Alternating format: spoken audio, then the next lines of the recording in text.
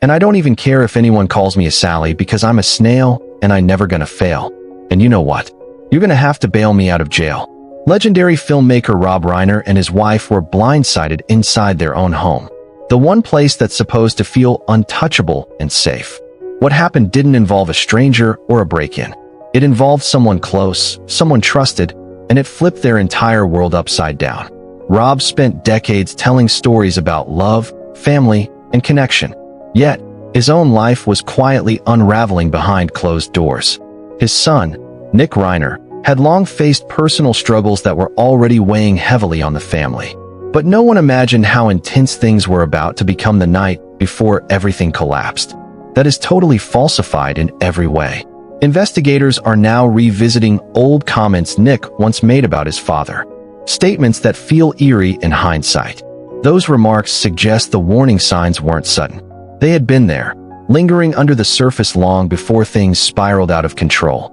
The heartbreaking incident involving Rob Reiner and his wife, Michelle Singer Reiner, unfolded on December 13, 2025. A night that was meant to be joyful, warm, and full of holiday spirit.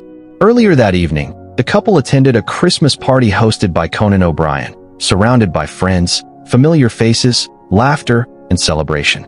But beneath the festive lights and music, something felt off. Witnesses later told investigators that a heated argument erupted between Rob and Nick, and it instantly pulled attention away from the celebration. This wasn't a quiet disagreement whispered in a corner. It was loud, intense, and impossible to ignore. Voices were raised, tension filled the room, and guests exchanged uneasy looks as the argument escalated. Several people later described Nick's behavior as unsettling, saying it stood out in a way that stuck with them long after the party ended. Something about that moment didn't sit right. One guest later told investigators that Nick had everyone on edge, a phrase that quickly spread as authorities began piecing together the hours leading up to what followed. "Sometimes I just come out to gather my sick thoughts." Rob didn't back away or escalate the situation. Instead, he faced it head-on, trying to steady things and keep control. Michelle stayed right by his side through it all. The two moved together, calm and united, refusing to let the moment explode in public. When they eventually left the party, it didn't look dramatic or rushed. It felt deliberate, like parents choosing to handle something privately rather than let it play out in front of everyone. To those watching, it looked like two parents trying to protect their family and regain control of a situation that was slipping fast. Later that same night, Rob had a phone call with Eric Idle, and the tone was completely different. According to Eric, the conversation was light, upbeat, and focused on future creative plans, especially the long-awaited Spinal Tap sequel. There was no hint of panic, stress, or fear in Rob's voice. He sounded motivated, hopeful, and fully focused on what was coming next. But in quieter moments before that night, Rob had confided something deeply unsettling to a few close friends. He admitted he was scared of his own son. This wasn't said in anger or frustration. It came from real fear, from a parent who felt helpless watching behavior he couldn't control. That private worry would soon take on a much heavier meaning once they returned home later that night. In the early hours of December 14th, something devastating unfolded inside the Reiner home in Brentwood. The Los Angeles District Attorney's Office later confirmed the incident occurred before sunrise, though the exact moment couldn't be precisely determined. By around 3:00 p.m., concern turned into alarm. Their daughter, Romy Reiner, who lived across the street, went to check on them after repeated attempts to reach them failed. The moment she entered the house, she knew something was very wrong and immediately called for help. Paramedics and LAPD officers rushed to the scene, and both Rob and Michelle were found unresponsive. Authorities quickly secured the home and launched a full-scale investigation, treating the situation as a serious domestic case from the very start. One detail immediately changed everything. There were no signs of forced entry anywhere. Doors and windows were intact, untouched, and undisturbed. They know that David who go on stage who has his ways about him, but they really want to know what's inside. That pointed to one chilling conclusion. Whoever was responsible didn't break in. They were already inside or welcomed in willingly. Neighbors were questioned, but no one reported hearing anything unusual that night. No alarms, no shouting, no chaos. In a quiet Brentwood neighborhood where sound travels easily, that silence felt disturbing in itself. Investigators noted that whoever moved through the home did so quietly and deliberately. There was no mess, no struggle visible, just controlled movement, the kind only someone familiar with the space could manage. As detectives reconstructed the timeline, attention quickly turned to Nick Reiner. According to police records, Nick left the house shortly after the incident and arrived at the Pierside Hotel in Santa Monica around 4 a.m. on December 14th. Hotel staff later told officers his behavior appeared completely normal. He checked in calmly, spoke clearly, and showed no visible signs of distress. No panic, no shaking, no confusion. However, after Nick checked out, investigators searched the hotel room and reportedly found evidence that directly connected him to what had occurred at the Brentwood home. That single discovery placed him squarely inside the investigation's critical timeline. His stay at the hotel was brief. Within hours, he was gone again, moving fast, like someone who didn't want to stay in one place too long. Later that day, surveillance footage captured Nick at a gas station near Exposition Boulevard and Vermont Avenue. Cameras showed him walking in casually, grabbing a drink, paying, and leaving without hesitation. He didn't appear rushed or nervous. Everything about his demeanor seemed calm, controlled, and ordinary.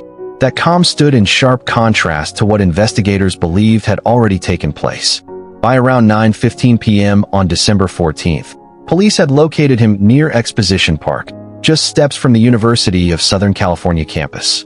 Patrol cars surrounded the area in a tense but controlled operation, unfolding right in front of bystanders. Nick didn't resist. He didn't run. He stayed quiet and followed every instruction officers gave him.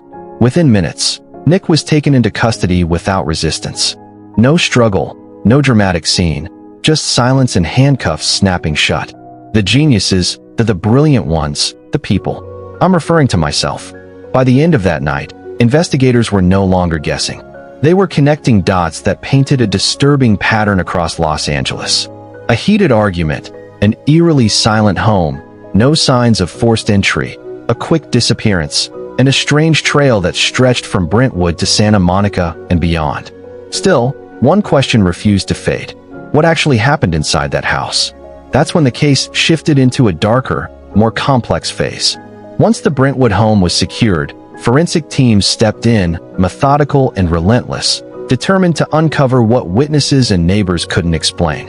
Every room, every surface, every detail was examined with precision. Next came the most critical task, locking down the timeline. With no cameras inside the house and no clear timestamps, investigators had only science to rely on. Temperature readings, physical indicators, microscopic traces. Nothing was overlooked. One chilling question guided every step. When did Rob and Michelle Reiner lose their lives? And how did it truly unfold? To answer that, investigators focused on physical markers left behind. Muscle stiffening and blood-settling patterns became key clues. Once the heart stops, these signs help forensic experts estimate how long someone has been gone. And in this case, the results were haunting. The medical examiner concluded that both Rob and Michelle had passed in the early morning hours, nearly 12 hours before they were discovered. That timing lined up perfectly with what the detectives already had pegged from the movements and witness stuff. The whole tragedy went down during the dead quiet part of the night, when the whole neighborhood was knocked out and had no clue anything was off. That silence wasn't just creepy as hell. It was key to figuring out how the fuck everything happened without anybody interrupting. Then they zeroed in on the injuries themselves. Forensic peeps documented multiple sharp force injuries. That's the fancy way of saying wounds from a sharp-edged thing. These weren't some long distance or oops moments. They were up close and personal, within arm's reach, face-to-face, direct contact shit that took repeated swings. You know, we're close to making a deal that will of course make him the worldwide star that he deserves to be. $50 million on the line, and they were like practically just jacking me off the whole time. What really floored the investigators wasn't just the type of injuries, but how damn many there were. The evidence showed it didn't wrap up quick. It dragged on way longer than you'd expect, with an intensity that even jaded forensic vets were like, damn, this wasn't some one-off chaotic burst. It was sustained, kept-going action. From a legal angle, that repetition matters big time. Investigators don't get all emotional and guess. They read the evidence cold. And here, it was screaming intent, like a straight-up choice to keep going instead of stopping. After that, Nick Reiner got formally slapped with 2 counts of first-degree homicide, 1 for each parent. In California, first degree is the heaviest tag they throw, save for cases they think were straight-up deliberate. But the prosecutors weren't done. They tacked on special circumstances because multiple victims, which bumps the whole thing to the absolute top legal level possible. That wasn't just for show. It changed everything about how the case would roll. With special circumstances, the stakes shot to the harshest penalties the law allows. If he's convicted, Nick's looking at life without parole or even the ultimate penalty, depending on how the court plays it. The LA DA's office straight up said this was the strongest charge they could hit him with. Their statement was basically, "We're locked in on the forensics and the legal backbone here." At that point, the case officially flipped from sad tragedy to one of the most hardcore legal fights LA had seen in years. Investigators now had a solid timeline, clear sequence, confirmed cause, and proof of close, drawn-out contact. When Nick first showed up in front of a judge, the weight hit like a truck. The stiff courtroom, the dead quiet, even the plain clothes he had on sent shockwaves through everybody there. This wasn't some regular appearance. It was a real turning point. On the morning of December 17, 2025, Nick Reiner got walked into a Los Angeles courtroom for his initial hearing. Up till then, the case was just reports and official statements. Now it was in the public legal ring for real. From that second on, every word was on the permanent record. The courtroom was locked down hard. No cameras, no live feed, no broadcast of any kind. Just a handful of reporters, lawyers, and court staff allowed in to see it live. Those rules weren't random. They were set before he even walked in and stayed locked the whole time, showing exactly how serious this shit had gotten. When the doors finally opened and Nick Reiner stepped in, sheriff's deputies marched him right to the defense table. My mouth is getting a little parched up because of how much I'm talking to y'all. But this I mean, we really haven't really delved into anything deep. So, the room went dead silent. Every step, every look, every little move felt heavy as fuck. This wasn't just the kickoff of some legal stuff. It was the exact moment the quiet Brentwood mystery turned into a full-on courtroom showdown. Almost right away, people clocked what he was wearing. A harm prevention smock, the kind they slap on in high-risk custody spots. It was right there, obvious, couldn't miss it. But weirdly, nobody said jack about it. Judge didn't mention it. Lawyers didn't bring it up. The hearing just rolled on like it wasn't even a thing. That silence yelled louder than any comment ever could. As the session kicked off, the courtroom locked into total stillness. The charges got read out in that cold, clinical legal talk. 2 counts of first-degree homicide, 1 for his dad, 1 for his mom. No feeling, no breakdown, just the law dropping heavy line by line. When the judge asked if he got his rights, Nick just gave a short, chill yes. That was it. Only word he said the whole hearing. No plea, no questions, no visible freakout over how massive the accusations were. He sat there frozen, eyes straight ahead, face blank, like he was shut off from the whole moment, locked in, contained, totally unreadable. After the charges, it switched to boring logistics. His defense lawyer asked to push back the arraignment so they had more time before any plea. Judge said cool, no problem, set the new date for January 7th, 2026. Prosecution didn't fight it. No drama, no sparks, just the machine moving. By the end of that hearing, one thing was crystal. This case was just getting warmed up. The vibe in that room said way more than any press release ever could. Then another detail smacked people hard. Standing next to Nick was his defense attorney, Alan Jackson. That name carries mad weight in legal circles. Jackson ain't some random pick. He's a courtroom beast known for taking on the most high-profile, media-blasted cases.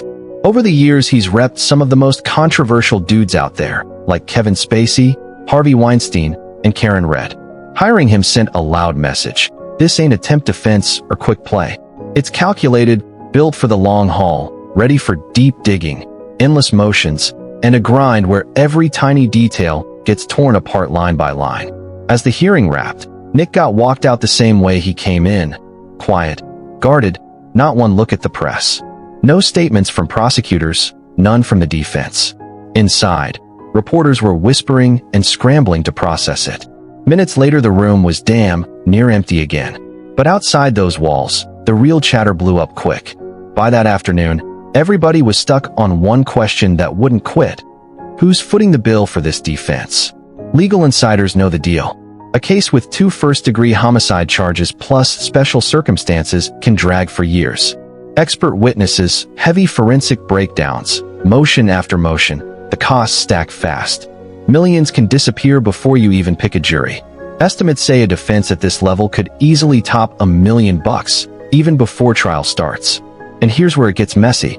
Nick Reiner had no known job or cash flow that could cover a tab like that. That whole lit speculation on fire. Rumors flew through media circles fast. Some insiders were quietly saying money tied to the Reiner family estate might be paying for it.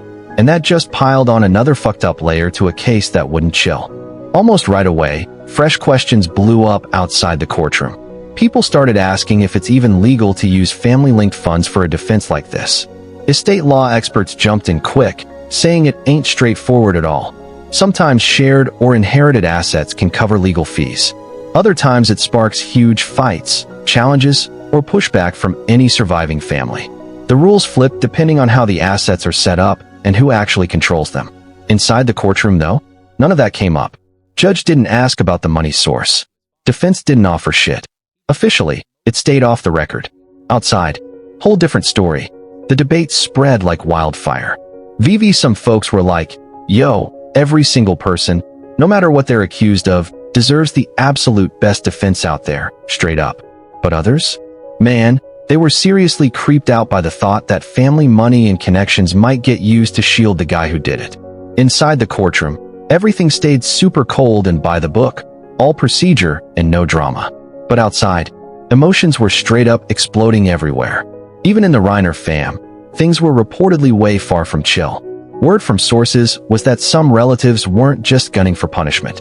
Nah, they were hoping Nick would get some real serious mental health help right alongside whatever criminal stuff was going down. To them, this wasn't only about the charges. It was years of buried issues finally blowing the hell up. The whole case had gone way past law books and evidence stacks. Now it was all messed up with heavy questions about family duty, where the moral line sits, and what real justice even looks like. Still though, none of those reports got any official stamp. No filings, no sworn statements, zilch that you could actually verify. On the prosecution side, they never budged an inch. They kept saying the evidence backed the heaviest charges possible. They pointed straight at how brutal it was and how Nick moved after, arguing both hit that legal bar dead on. Since the case had more than one victim, sentencing choices were already super tight. If convicted, Nick Reiner was looking at just 2 paths under the law: locked up for life with 0 shot at getting out, or the harshest penalty the system dishes out. No lighter options, no middle ground. It literally couldn't get more serious. Meanwhile, behind closed doors, the case kept creeping forward real quiet. Detectives were still digging through every detail. Lawyers were sharpening their game plans, and stuff that wasn't public yet was floating around with the inner circle of the investigation. Everybody in the know could feel the next part was going to hit even harder. The courtroom might have looked all calm on the surface, but underneath, pressure was ramping up quick, and it got obvious pretty fast that Nick Reiner wasn't going to stay quiet forever. In the days after, focus flipped to something he'd said way back, long before this hit court. Those words suddenly felt way heavier. Statements that flipped how a ton of people saw the whole damn story. Nick had opened up before about his childhood, straight up admitting he never really felt close to his dad, Rob Reiner. He talked about this emotional wall that messed with how he saw his spot in the family. He said he always felt like an outsider at home, just watching everybody else connect, crack up, and share those moments. While he was stuck on the sidelines, not sure how to jump in. By all accounts, Rob was a solid, present dad, successful, super involved, and all in for his family. He had tight bonds with his other kids through everyday stuff, shared hobbies, and real experiences. But for Nick, those same vibes just never landed right. Outside, the house looked rock solid, but inside he felt totally cut off. It wasn't like Rob blew him off. If anything, he tried to give him everything possible. But long hours grinding and big success can leave emotional holes without even meaning to. Nick grew up wrapped in care. But he later owned up that the care didn't always hit him where it counted. That quiet loneliness trailed him into adulthood. Instead of feeling rooted at home, he started hunting for belonging in other spots, pulled toward places that promised an escape instead of any real structure. That's when substance use kicked in. What started as no big deal spiraled fast. By mid-teens, his issues were bad enough he needed pro help. His family didn't sweep it under the rug or pretend it wasn't happening. They jumped on it over and over, trying to yank him back from something that was squeezing tighter every time. Nick later said the stuff was powerful and wrecked him, trapping him in this cycle that got tougher to break the longer it went. There'd be moments of real progress that gave his fam hope. Then bam, setbacks would smash it all over again. And those long, dragged-out battles were about to get looked at in a whole new light. Every time it seemed like Nick was finally getting steady, the crash would come twice as brutal. His life kept sliding back into chaos. Over and over, he bounced around states: Maine, New Jersey, Texas, usually with no solid spot to crash or any kind of real routine. These weren't like career jumps or fresh chapters. They were straight-up survival scrambles full of uncertainty and mess. Through every bit of it, Rob and Michelle Reiner never bailed. They stayed right there, stayed in it, and flat out refused to quit on their kid. Over the years, they talked openly about his fights. Never pointed fingers at outsiders, never covered it up, and never ducked their own part. They threw everything they had at it. Time, patience, love, cash, multiple treatment spots, nonstop support, calls, check-ins, and fresh chances every damn time he slipped. At one point, Rob switched it up. He pulled Nick into his filmmaking world. Back in 2015, they teamed up on Being Charlie, a project ripped straight from Nick's own battles. For a sec, things looked different. Nick had routine, purpose, some direction. Folks close to the fam said he seemed more solid, more locked in, like something was finally anchoring him. But that steadiness didn't stick. The old habits crept back. Distance, wild swings, total collapse. Each fall hit harder, wearing out not just Nick, but everybody around him. Over time, worry turned straight to fear. What used to feel doable wasn't anymore. People close to the family said the concern wasn't just about getting better anymore. It was about safety. That emotional gap Nick talked about from when he was a kid never really closed up. Love got tangled with guilt. Hope mixed with letdowns. Years of grinding that never fully clicked. Nah. By the time that Christmas party rolled around, the tension wasn't fresh. It had been building for years. That blow-up wasn't random. It was the breaking point. In the days after, the family put out a joint message through Romy and Jake Reiner. Their words weren't about court fights or rumors. They just spoke on grief, shock, and love. They asked for space. And since then, they've stayed quiet. No interviews, no stepping out in public. A private memorial happened. No cameras, no big show, just remembrance, real connection, and quiet vibes. Across Hollywood, tributes flooded in, not just for Rob's movies, but for the guy he was. A rock-steady presence, a leader people trusted, somebody who made others feel safe enough to create. And now the question's on you. What do you think really went down? You think Nick Reiner's responsible, or is there more layers to this mess? Drop your thoughts in the comments. If this breakdown hit for you, smash that like on the video and sub for more deep dives into big Hollywood cases.